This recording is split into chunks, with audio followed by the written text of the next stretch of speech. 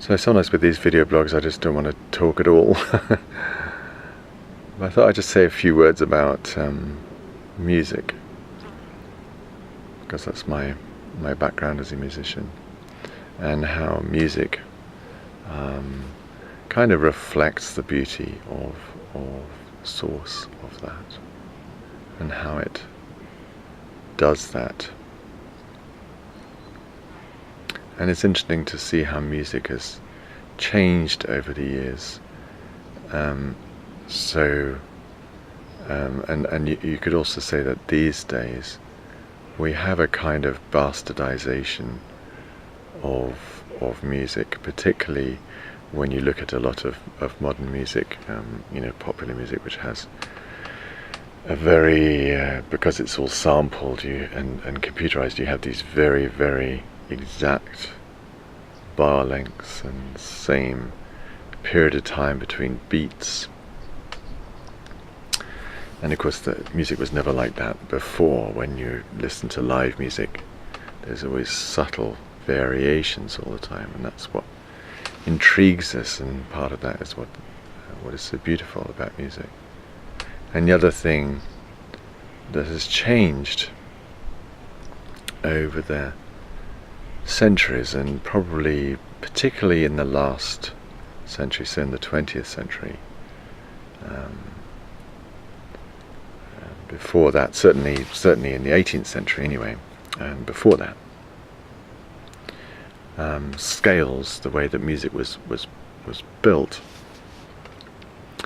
was very, very different. We tend to think of the kind of scale that we hear on the piano, or the violin or the flute or whatever, as being correct. But if you actually look at it from the point of view of harmonics, it's not. It's a bastardization. It's a compromise. So in the 18th century, you would have had musical instruments. These were keyboard instruments like organs, certainly woodwind instruments like flutes, oboes, bassoons, etc., which were built on a particular scale, and they were built really to reflect natural harmonics.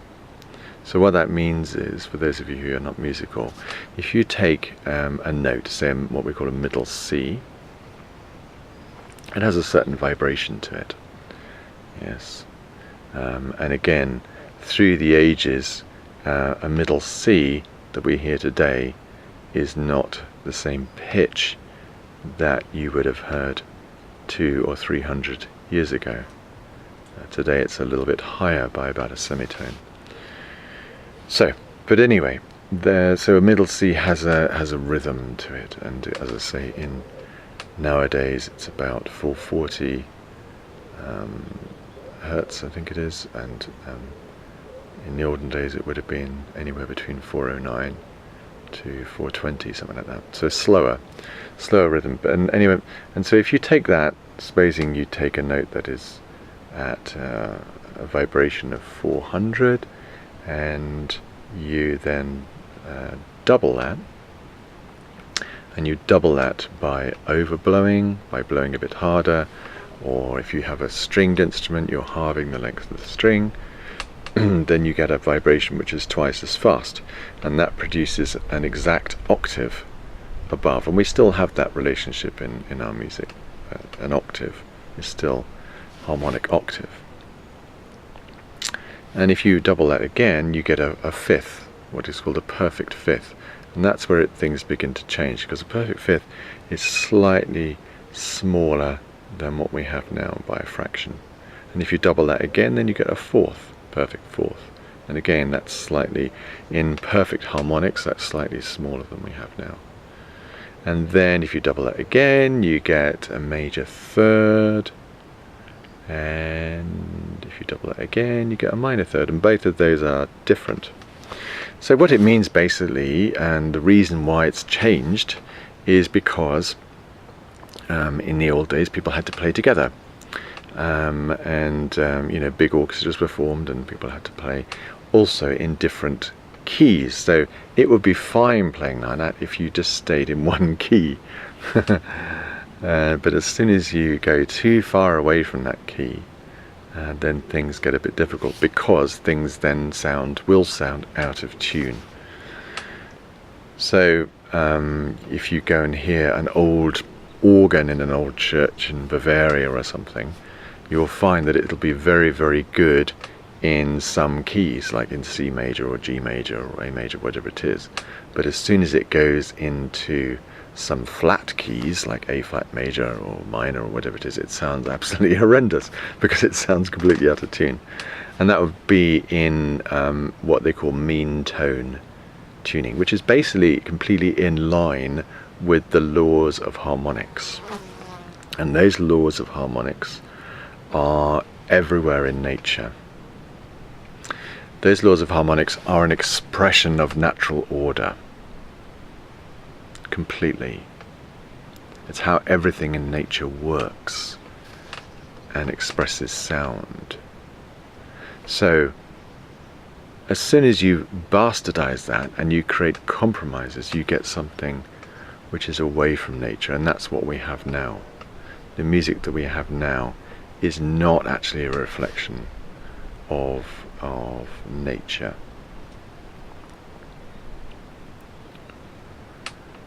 And that's why often when you hear old orchestras playing, Bach or something, when they're using instruments which are capable of expressing true harmonics, yes, in the natural order of things, it sounds very different.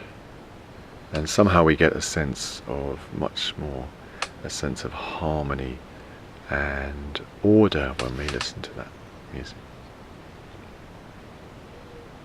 In the same way that a lot of old art would use proportions, like the golden mean, yes, which is again seen endlessly in nature, in the shape of a shell, or the shape of a flower, or even the proportions in our face, the relation between our eyes and our mouth and our ears, etc., all form this expression of the golden mean. And some of the most beautiful works of art that we really love and cherish express those natural dimensions.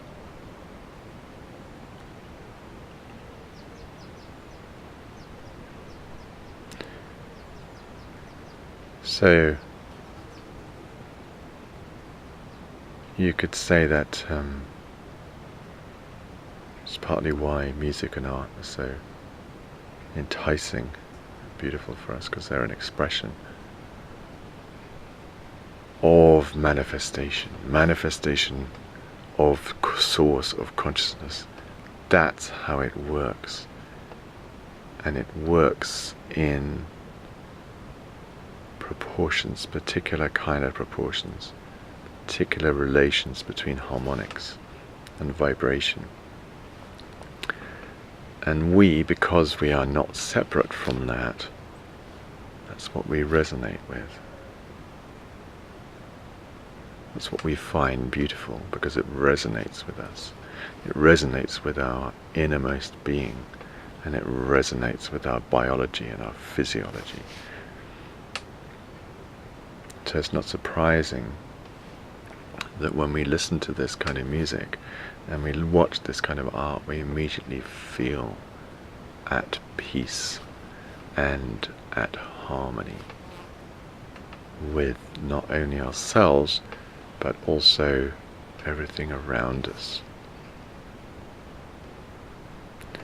And unfortunately, that's not the case these days with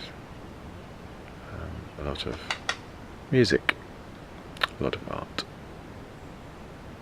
which does not reflect that. And part of the reason I wanted to talk about this a little bit was also that people like Dr. Jean Klein, beautiful teacher, he was also a musicologist, and writes a lot about art. Some of his talks and writings are very beautiful, actually, and he's done some things on YouTube if you look him up, Dr. Jean Klein, and he goes into this in much more detail, in a much more beautiful way than I can. So thank you.